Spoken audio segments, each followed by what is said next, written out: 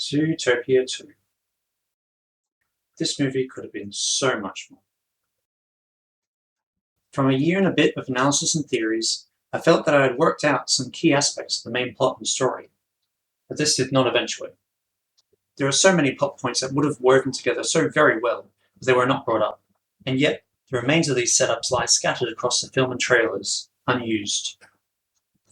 Maybe I'm crazy, maybe I'm wrong, but there are too many coincidences for me to think that this wasn't the original plan.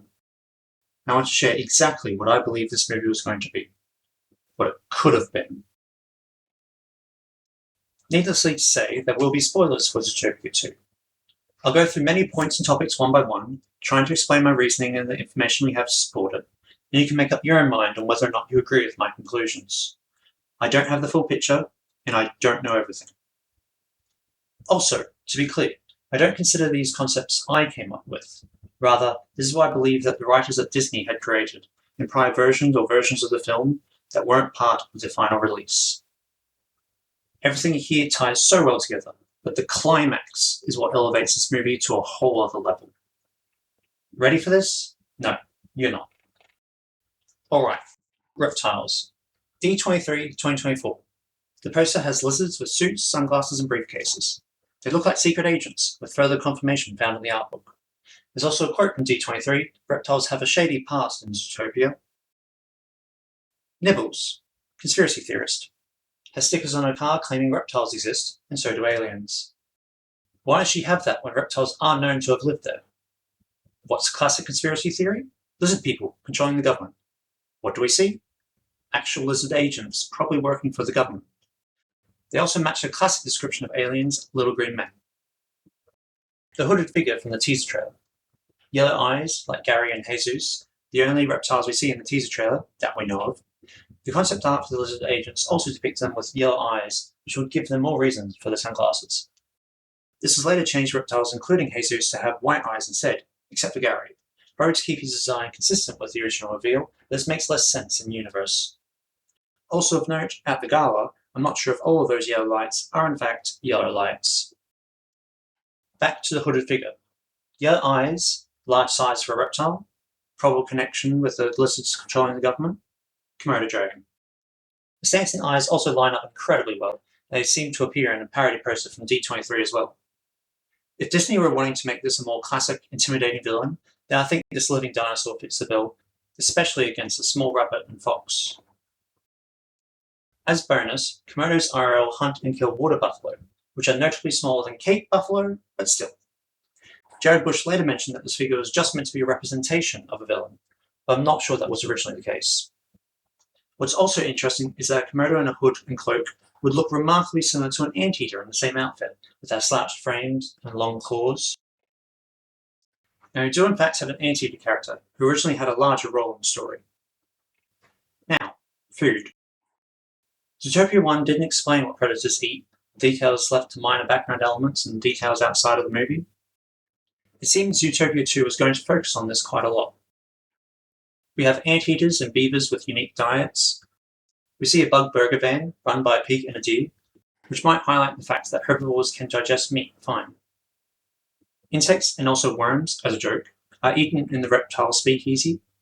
There's goats munching on flowers, which Judy could have probably enjoyed too. There's a fish market with fish and cinnamon being sold, eaten, and fed into a mulcher. There's more art showing that maybe this mulcher posed an obstacle at one point, which has similarities to a previous version of the first movie. Judy and Nick are different species, predator and prey. Rabbits have their own dietary quirks, but the two's diets might further highlight differences and issues between them. My guess would be that Judy might not be a fan of seeing creatures like fish being eaten. It ties back to her initial fear of foxes from the first film, and her unease towards naked, savage animals. It makes for another point of conflict, and a fear of being eaten sounds appropriately in character despite her otherwise fearless nature. The walrus eats a fish larger than herself, probably a mild concern, and having such a trait would also matter a lot to the story. Not that she, Nick, or the audience would have any concerns about him eating her, but perhaps some others might. The same cannot be said for the lynxes. The art book lists a number of reasons why they're specifically chosen for villains, but most importantly, and I quote, their primary food source is rabbit. You look at the concept art for Rabbits Filling a Bus, Rabbits in a Cake Float, Judy's parents and presumably some of their children, the Zootopia Plus short where they talked about being more adventurous, or the other short where a bunny is thrown into the boot of a gangster's car.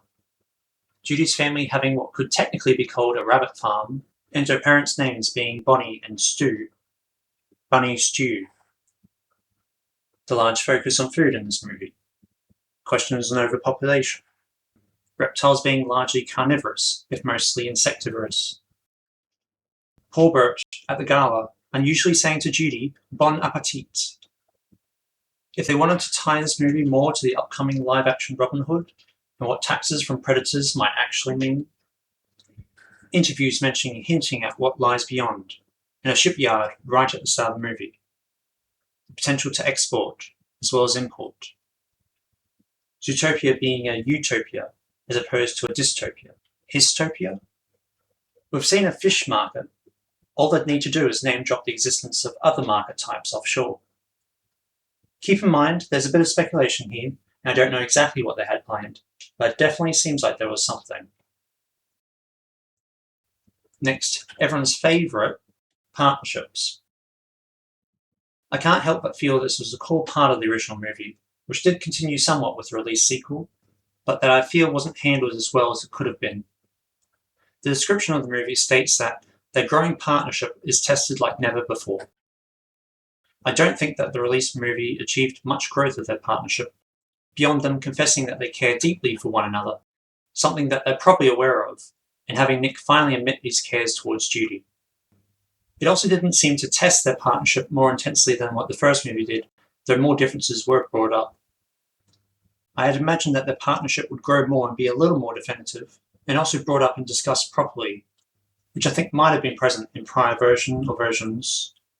There's a quote from Jared Bush, "If the first movie was the honeymoon, this movie is moving in together." Overlooking any implications, I don't feel that we get much of this in the released film, as Judy and Nick find few differences about each other that they didn't know before. Additionally, there are many instances of situations where it is actually not what it looks like, but the similarities are still there, and the movie does next to nothing with it. I don't think much needed to be done at those times, but there really should have been a moment, or a line of dialogue, or something. For being disguised as a couple with a kid, we don't get Judy or Nick saying anything about it despite everything about it. We also get little word or reaction from anyone about their choice of disguise and what they're implying, as I imagine cross-species relationships wouldn't be too commonplace, but what do I know? It helped create more conflicts, issues, and doubts to try and mine away at their partnership, despite how much they want to ignore and overcome it, and could contribute with demonstrating just how strong their partnership truly is by the end. There's a partnership therapy session, where Judy is quick to stress the word partners, but I also want to point out that I believe that the scene was going to be a little different than what we got. The animators paid a lot of attention to detail, details that weren't entirely consistent with the final product. The main detail I want to highlight here is the shot where the other partners all turn to look to Nick and Judy. Note their wide-open eyes, slack, half-open jaws, and the simultaneous sudden turn to face the new duo. I don't believe that's the reaction of animals that just turn to see their newest companions. If I were to guess, this would actually be where Nick and Judy suddenly sit up straight and look at each other, probably in response to Dr. Fuzby elaborating more on disconnected affectation of her emotionally insecure partner, a term which young kids probably wouldn't understand, and likely adults won't either until they stop and decipher it, both reasons to elaborate further upon it. While I don't know what this would exactly be, I would guess that would possibly be vaguely along the lines of he can't tell his girlfriend how he feels about her, thus generating those reactions of everyone present. This pressure, focus, and attention would help highlight how Nick feels and his anxiety towards showing affection. Perhaps Dr. Fuzby could go on, suggesting an exercise where Nick should give Judy a compliment, which he might fail to do so. This could then link to the gala scene, making Judy's statement of "that was almost a compliment" have a bit more sense and meaning. However, there's a lot of speculation here. But speaking of, we have the gala scenes, where they're dressed up, and though there is a kind of moment of them there, there's no acknowledgement or anything from either of them about going dressed up together. There's a walrus ride, for which we get a quick shot of them together under the lights, but once again there's little more. Then there's the water pipe, with a missed opportunity that I suspect could have been in the previous version, Put simply, Judy was about to run out of air, and foxes have a better lung capacity. I feel that this is further reinforced by this general borderline romance that appears to be very present, as well as when they leave the pipe, where Judy looks very awake and not about to pass out from lack of breath. And also the honeymoon lodge, which neither of them seem to really acknowledge. I find it rather unusual that there are so many similarities and setup here that aren't addressed, both from a story writing perspective as well as in the universe, and I can't help but feel that this was originally intended but later changed. Another small but curious aspect that seems rather intentional is the zebras. I don't know if you paid close enough attention, but I don't think one of them is a zebra, or at least not entirely. Compare them side by side. On the left, zebra. On the right, imitator. Compare their stripes. Strong, definitive lines with varied width. Weaker lines of consistent width, almost as if they've been painted on. Patches of brown fur around their ears, muzzle, and wrists. The mane is longer, wavy, and has hints of blonde. And, though not a species-specific difference, bright blue eyes. All features Mayor Windancer has too. And they're his bodyguards at the gala. With the movie tackling different partnerships and potential discussion for cross-species relationships, this seems like an intentional detail. And as for Judy and Nick, and testing their partnership like never before, that's for the climax. While not as core to the main story, or at least I'm not sure of how it fits together, there's a couple of points I'll bring up that highlight a few more ideas that aren't utilised in the final release. The picturesque flower fields atop the mountain, which Judy doesn't get to appreciate, though it's used marginally for a plot point. The trees at the mountain appearing to be redwood, without a space. A small thing, but still. There's a burning mammal festival, which in the final version doesn't seem to have much purpose, beyond slowing down the police a little and tying to the ending dance sequence. Nick says he has an aversion to reptiles, but that doesn't appear to have a large effect on the story beyond the reptile speakeasy. You could argue that it gives him more reason to not risk their lives pursuing the snake, but I reckon he'd think the same regardless of what species the stranger might be. There's also a collection of a few small background details that make me think something could have been planned, however small. Armour sets in a Linksley manor, and a poster and a billboard of a medieval festival. Given that the live-action Robin Hood is being worked on, and with the success of Zootopia, I think it'd be strategic to possibly tie these movies together by hinting towards a shared universe. Besides any potential spoken references, there's a possible setup for maybe a brief appearance of medieval combat, but that's just a guess. Gary. Right from his initial reveal, there's a few interesting design elements to his character that seem rather intentional, but I don't believe that these were used in the release in the way that they were initially designed. Specifically, he's a very venomous pit viper, with a single notable fang that hangs outside his mouth at rest. Yeah, that seems important. He doesn't wear clothes, which we don't see Judy react to despite her character. He's also quite a large snake. Most snakes aren't typically that big, nor does a venomous snake need to be big to be a threat. True, he's harder to deal with and restrain at that size, he can seem more threatening, and it's easier to kidnap large animals, as we see with Milton Linksley. But I think there's another reason too. One thing snakes can do is swallow items whole and potentially retrieve them, a feature that'd be neat to include in the story if possible. And we do see that once, with a journal in the released movie. And though a snake can swallow things larger than itself, a large snake like Gary could swallow small things easily, such as fruit, as shown in a concept sketch. Or maybe a little bunny. Perhaps Judy is in trouble at one point, and Gary helps her escape. The movie showed us that he could easily swallow and retrieve the journal, and Gary knows how long Judy can hold her breath from their travel through the water pipe. And though it might have worked and saved her, she and Nick probably would have been horrified, traumatized perhaps, especially when dealing with villains who want rabbit on the menu. If this happens, there might be a part where Gary splits up from them, and where Nick could try and comfort the weeping bunny, vowing to never let anyone eat her ever again. The clip in the trailer of Gary's case file is also rather interesting, and it differs from the final movie by a lot. We get a clear mugshot of Gary with his single fang. The dates and crimes on the side also indicate that he's been around for over a year, though what he's doing and why is unclear. He's a known criminal, probably not new to the city, and he likely didn't lose his other fang at the start of the movie. This list of dates actually does make it into the release version, but what it's meant to refer to, I don't know.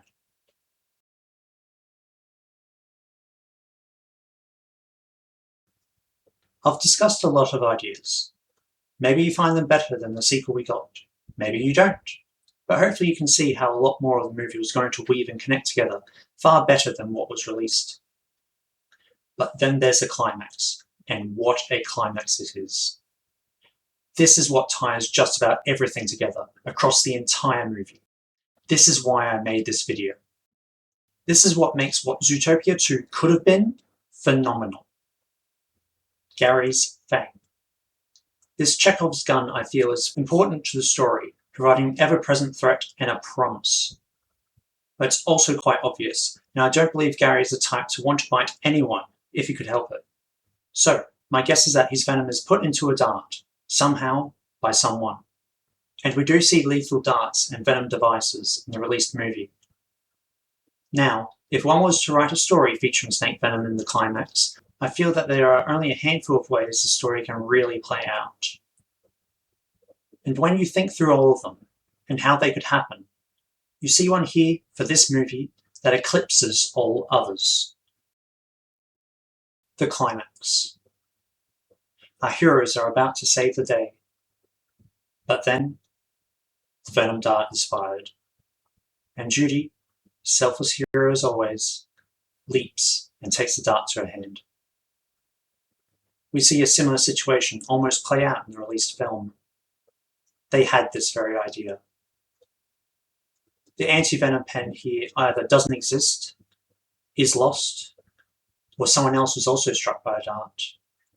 And when Nick gives it to Judy, she throws it to them instead, be they friend, foe, or someone else. It's single use, of course. Then you have a quiet moment, as they try to squeeze her arm to slow the venom and stop it from reaching her heart. But it won't work for long. Maybe Judy accepts her fate, just happy that they could save the day, together. But Nick can't let her go. There has to be something they can do. And then it comes to him. There is one option, and only one. The cost is terribly high, to both of them and their partnership. But the alternative is Judy dying, and that's something he can't let happen. And so, with tears streaming down his face, he bites down on her arm. Maybe some small part of Judy understands, but is overwhelmed by horror, pain, betrayal. She screams, she fights, she pleads, but it's not quite enough. Her arm is severed, and she blacks out. Later, she wakes up, taking some moments to recover and to try and cope with what happened. She will forever be missing her arm, and to have it severed by Nick, of all animals. But there's no sign of the fox. Soon after, she finds him, or maybe he hesitantly comes to her. At the sight of their best friends, they start to run towards each other, only for Judy to instinctively scream. Nick turns to run, but is called back by Judy as she fights to control herself. Slowly, they make their way back towards one another, helped in part by the muzzle Nick willingly inflicts upon himself, much to Judy's objections. Both of them have been immeasurably hurt, and they're both afraid that this would have meant the end for their partnership. But it's stronger than that. They need each other, they want each other, and nothing will ever separate them. For they are better together.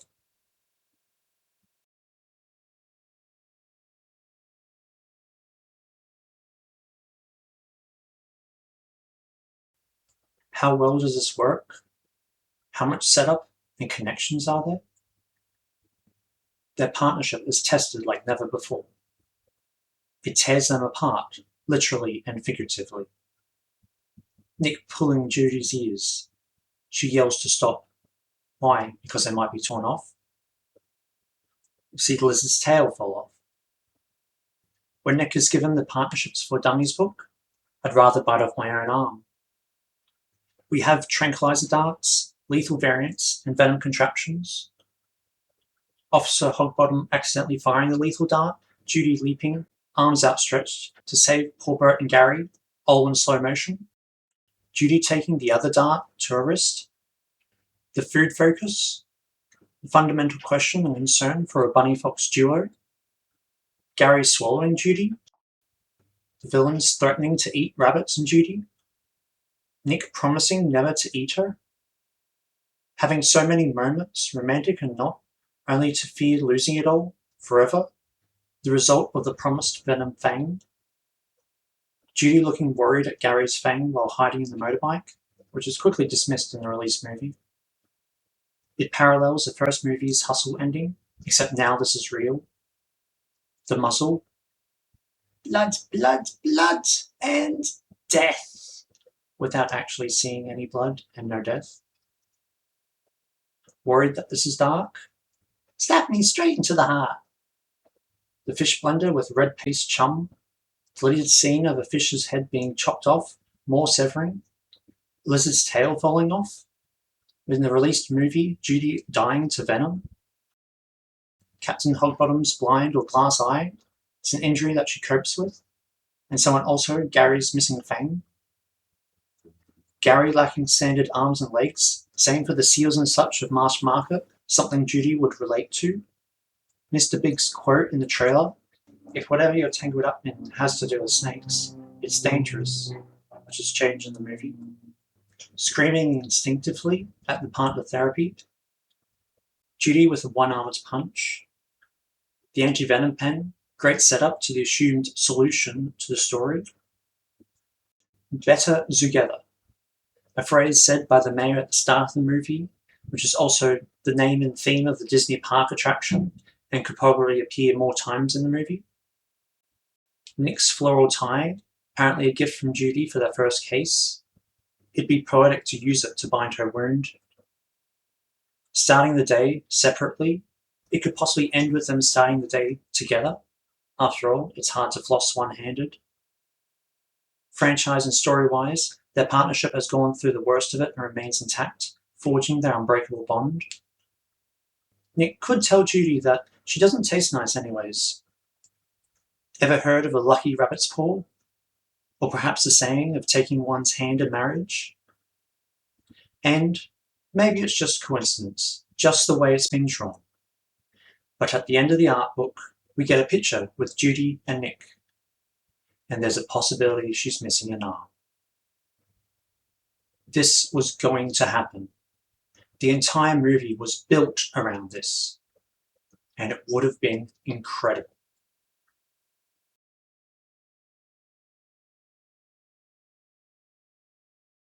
These are my thoughts, analysis, and conclusions. I am not certain on everything, and you should make your own opinions on this. However, I do feel that there is an awful lot of setup and connections here that heavily suggest where this movie was going to go and how well it all would have worked together. But these links were broken, leaving so many disconnected elements in the final film. I feel that this was indeed one of the original versions of the movie, which I think would have made this movie phenomenal. This was going to happen. This is what Zootopia 2 could have been. I would love to hear more about the behind the scenes, to confirm if my theories are true or find out if I'm just crazy, and to also know why they abandoned it. I'm sure they had their reasons, and I can guess at possibilities, but I don't think it had to. This story is darker, but not impossibly so. I wouldn't be surprised if we don't hear anything more on this until after the movie has finished its theatrical run, and I hope we get something eventually. But I'm just disappointed. This movie was on the brink of being phenomenal, and they dropped it. Please, bring back the Zootopia I love.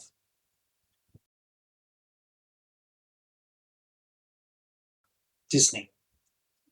Zootopia 2 is clearly popular and is doing well, both for box office and for reviews, and I'm very glad that this franchise is achieving this. However, I think that this movie could be so much more, and so much better. If what I understand is correct, you already have the story you made, some voice lines at least, and a number of rendered scenes, many of which were still used in the final movie. I am by no means an expert on any of this, but I don't think nearly as much work would need to be done to complete this original story. Maybe you could re-release this as an alternative version. Half a year, perhaps. Not nearly as much of a cost, with a lot of the work already done. Possibly no need to drop as much on marketing, given the success of the released film, or you could send it to Disney+. I know, realistically, that this is rather unlikely to happen, despite how much I like the idea. To remake a film, for one so successful and so soon. Unless you choose to. It's very possible that I'm mistaken, but with so many close references still present, I'd rather bite off my own arm, the slow-mo for almost taking the lethal dart. I can't help but think you also like this idea a whole lot too. On the studio's creative philosophy, Jared Bush said, "We're not trying to make something good, not even something great. When we do it right, we create something timeless." It might not be impossible. It might not be too late. If you choose so, you could bring this back. You could make Zootopia 2 the utterly phenomenal movie it could have been.